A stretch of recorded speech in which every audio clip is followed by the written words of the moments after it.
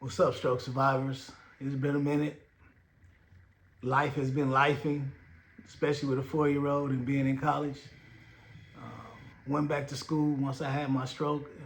February 8th of 2023, I had my hemorrhagic stroke. It'd actually be 3 years. This February 8th, post-hemorrhagic stroke. And I was driving home from the gym, and the Lord put it on my heart to make this video, to tell people my story. I know you guys see my videos and see me working out and things of that nature. And, you know, I do upload my videos on different stroke platforms on Facebook, Instagram, and whatnot. And I get a lot of people asking questions, well, were you paralyzed or were you this? To kind of question me to see how serious my stroke was. You know, maybe your stroke wasn't that serious. And I just realized why people ask me those questions, because they see my results, but they don't know my story. So I decided to come on you. This is totally unscripted, just straight from my heart, to tell you about my story, a little bit of my story, and how I made a full recovery. Because I think everybody can make a full recovery. I just think we get caught up in our head and our confidence, and we just think, oh, this is the way it's going to be forever. But even though at my roughest point, I never thought that. And I thank God for that. I always knew that I was going to prove everybody wrong. I was going to prove the doctors wrong. And so, you know, I was obsessed with making a full recovery. But again, I had my stroke on February 8th, 2023. I was at work talking to my boss. We were talking about my review. It was a great review too. I often tease my boss about that. Every time we have a review, I say, well, at least I didn't stroke out this time, and we have a laugh and things like that. But I consider my boss, she's no longer my boss. She's moved on to bigger and better things within the company, but she is my angel. And if it wasn't for her, I probably wouldn't be alive. But we were talking. I was actually headed home to Wisconsin. I live in LA. I moved to LA in 2013 when my dad passed away. Again, let's try to stay on track here. I was talking to my boss. Just got finished doing the review. And I was like, hey, you know, I talked to you. I'll see you next week. I got a flight to catch. I wanted to, you know, show my daughter off to my parents. You know, it was COVID, so kept my baby away from everybody until it was quote unquote safe.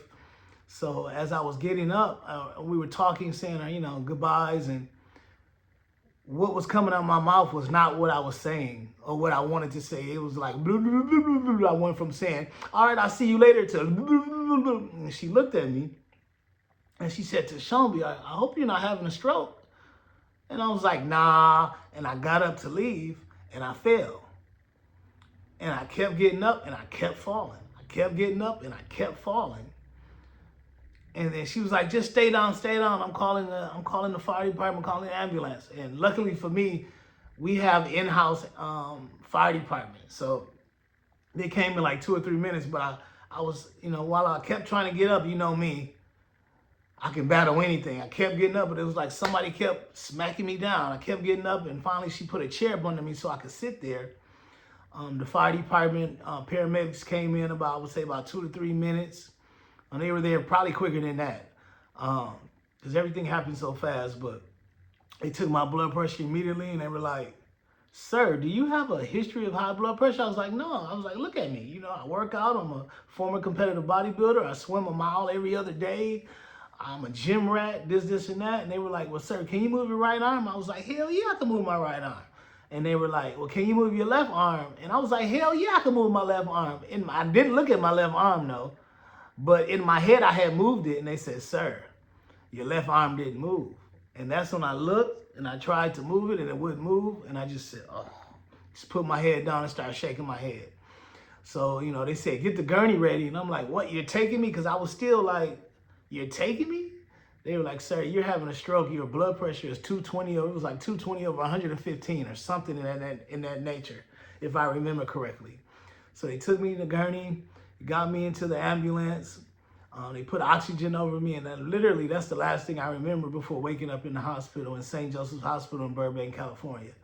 I remember upon waking up, the doctor was telling me, like, you know, you had a hemorrhagic stroke, you know, a blood vessel in your brain broke, and if it doesn't stop bleeding by the morning time, we're going to try to get your blood pressure down. if it doesn't stop bleeding by the morning time, we're gonna have to do brain surgery on you because the blood has to go somewhere. It has to drain. It has to do something. And so I just remember going back to sleep, and waking up the next morning. You know, my fiance was around, my baby was around, a few immediate family members that I had in California was in the room, and they were telling me that, you know, the blood did slow down. It didn't stop. But as of right now, they said, we don't need to do surgery, but, you know, we need to get this blood pressure down. And my whole left side was paralyzed. By that time, my face was crooked. My left side of my face, my arms, my legs, everything was paralyzed. I could still move my right side though. So, yeah, but all I kept asking was, you know, will I be able to work out again? Will I be able to swim again? It was like, well, we don't know. Everybody's different. So fast forward, the blood, my brain did stop bleeding, thank God. But I was still paralyzed on my left side. And actually I think I didn't leave. I was in the hospital for about 10 days to 2 weeks. I want to say maybe 10, 11, 12 days. Well, I don't think it was a full two weeks, but during that time, you know, I knew I couldn't move my left side, but I didn't even try. But one day when I woke up, something told me to try to move my arm. So I tried to move my left side, it wouldn't move. Tried to move my left side, it wouldn't move. So I was like, fuck it. And I said, ah, and my arm moved a centimeter or an inch or whatever. Let's call it a centimeter for right now. And so my aunt was in the room with me, and I said, Auntie, my arm moved a centimeter. I said, it's on now. So every hour, I said, you know, set my alarm, or she reminded me, I said, we're gonna try to move my arm 50 times every hour. And that's what we did. Every hour we moved it. I moved my arm or tried to move it. And eventually that centimeter turned into an inch. And then one day I tried and I got my arm up, but it was just flailing. It was flailing around everywhere because it had no brain to body connection, but I could move it. And that was progress. So I continued with the progress. Every hour I would bring it up, even though it was flying around, and bring it down. Bring it up and bring it down. Bring it up and bring it down 50 times every hour. You know, and then eventually, after a couple of days, I would say about 4 or 5 days in the hospital, the physical therapist finally came in. And when they came in, I said, about time, let's get to work. And you know what I'm saying? My aunt was like, don't talk to them like that. I'm like, sure, I'm ready to make this full recovery. I'm ready to prove these doctors wrong. You know, I thank God for that mind state, because you got to have that mind state when you're a bodybuilder. You know what I'm saying? Because you work out with pain. It's not how many you start out with, but how many you can how many reps you can do after you're tired, after you have no more. You got to push out 3 or 4 more, and that's how you grow, you know, to a certain extent. So I kind of still had that gym rat mind state, and I thank God for it now, because I probably wouldn't have made a full recovery without it. But so they came in, what they wanted to work on first was, you know, they gave me a walker. And all I could do was really stand up and sit down. Stand up and sit down. Stand up and sit down. And they would tell me, you know, don't try this unless somebody's with you. But I never listened. I really never listened to the doctors. The only thing I really listened to the doctors was taking my medicine, so my blood pressure, you know, would not skyrocket to where I had another stroke, because I was scared as hell of having another stroke. Because you never know. I could have died, or I could still die if I ever have another stroke. So that feeling of fear constantly lives with me every day. I mean, I'm going on 3 years, so as time went along, I don't think about it as much, but it's still in the back of my head all the time, especially when I take my blood pressure and it creeps up a little bit, or it's 140, and I'm like, oh shoot, you know, I get worried. And things like that. So, but that's another story. We'll get into what I did to conquer that, what I still do to conquer that later on in the video. But that flailing got better as I kept practicing. I was very obsessed. Like, I eat, sleep, and shit at recovery. I wanted to prove everybody wrong. You know what I'm saying? I wanted to be me again. Yeah, but the physical therapists, they would come in and they would just have me stand up with the walker, sit down. Stand up, and they always told me, don't ever do this when we're not around. But as you stroke survivors know, physical therapy and occupational therapy is not enough to make a full recovery. I think they came in, 2 times a week, which was totally not enough. And again, when they came in there, the first thing I said to them, I might have been rude, but I didn't care. I told them, hey, if you're not here to invest in me, if you're not here to work the shit out of me, I should be able to want to slap you at the end of my sessions. If you can't do that, I don't need you, and I'm going to request to get somebody else who's going to invest in me. You know what I'm saying? Because it's bigger than your job. This is my livelihood. This is my life. I got to be there for my daughter. Couldn't even pick up my daughter. You know what I'm saying? So, yeah, I wasn't playing no games when it came to making a full recovery. And that's kind of like the reason why I'm making this video. I know you can probably find some similarities and things like that, but, you know, everybody's different. Strokes are different. But we all should be sharing that same mind state. You can do anything. You can conquer anything. You're not going to let this moment in time stop you from being you and living your life. You got to put, your effort has to outweigh that stroke. So anyways, I think I went home, 12 days I went home and whatnot. I was still on a walker. I had got a little bit of leg strength back, but it was still very, very, very weak. My right arm was full capacity, but my left side was still weak, so I could get along on the walker for a certain length of time. But the doctors were telling me, don't move, don't try to get on your walker without help. But of course I didn't listen. It got to the point where they had to put alarms on my bed because I would try to go to the bathroom. I would do different things and I would fall, and they could say, if you hit your head too hard or something like that, you could actually have a stroke and die. You can cause the bleeding and things like that again, but I didn't listen. And I'm glad I didn't listen, because I wouldn't have made the full recovery that I made today. But I did listen sometimes. Yeah, I just wasn't totally ignoring what the doctors would say. But I kind of knew what to do, I found similarities in physical therapy and occupational therapy with things that I would work on in the gym and classes that they would offer at the YMCA, which was my gym. So when I finally got out of the hospital and came home, I bugged my aunt who came from Wisconsin. It's my favorite aunt, who came from Wisconsin to take care of me in LA. I begged her to take me to the gym. I begged her to take me to the gym. She took me to the gym.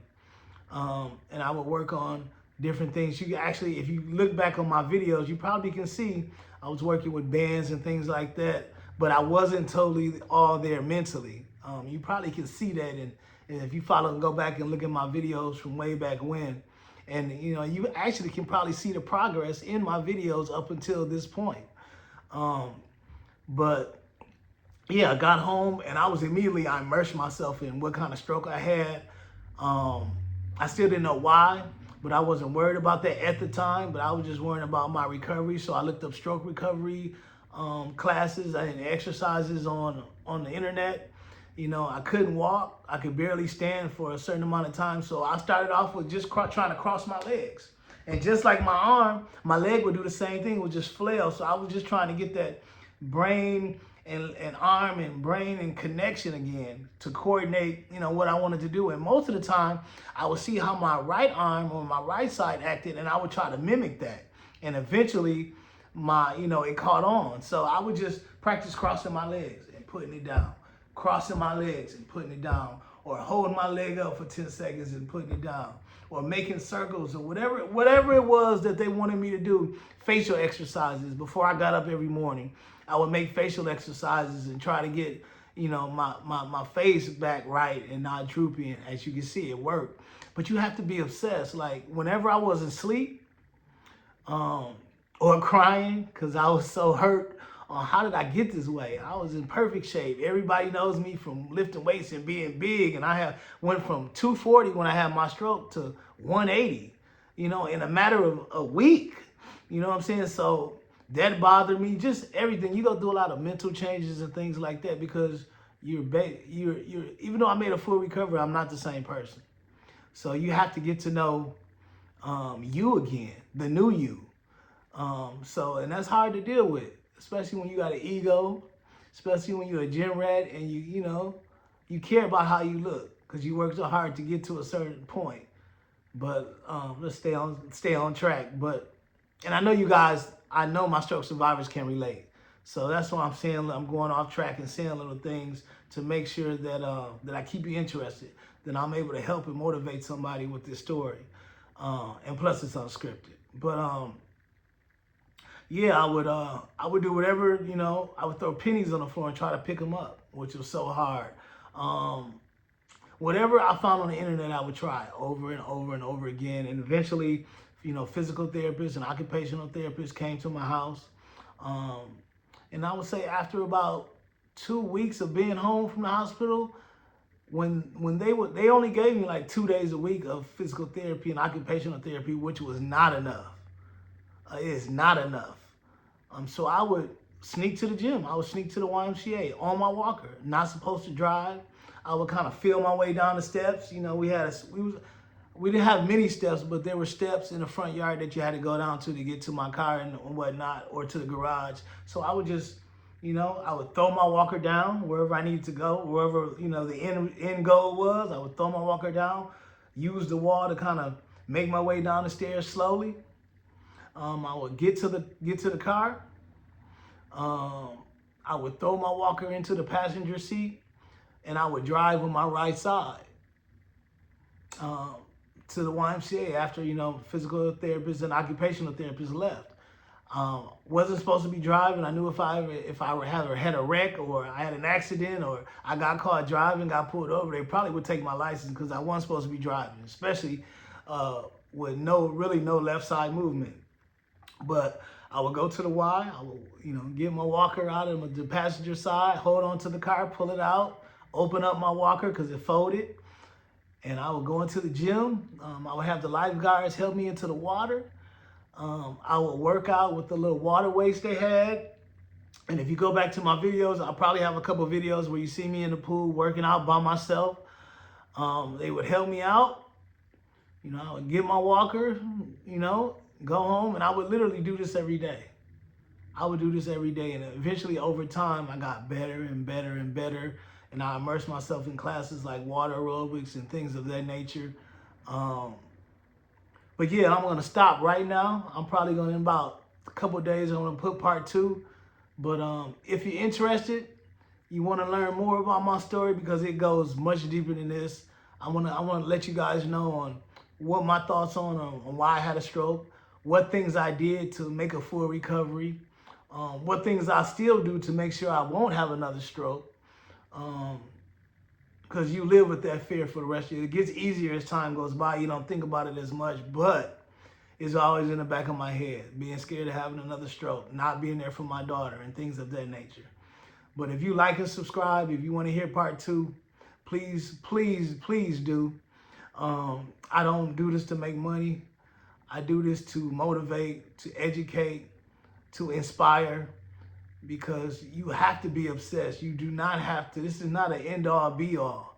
This is not like back in the day where stroke survivors were all shriveled up and you thought of them being a certain way. You can beat all of that. It just takes, you have to put more effort. You have to be obsessed. Like literally, I was always doing something. If I wasn't resting, I was working on my recovery. The doctors would tell me to relax, not playing. I would tell them, hell no. Once I woke up in the morning, it was go time. So, subscribe. I hope I was able to help somebody out there. I hope that my story is similar. And I'll see y'all next time. Thank you for listening. Peace.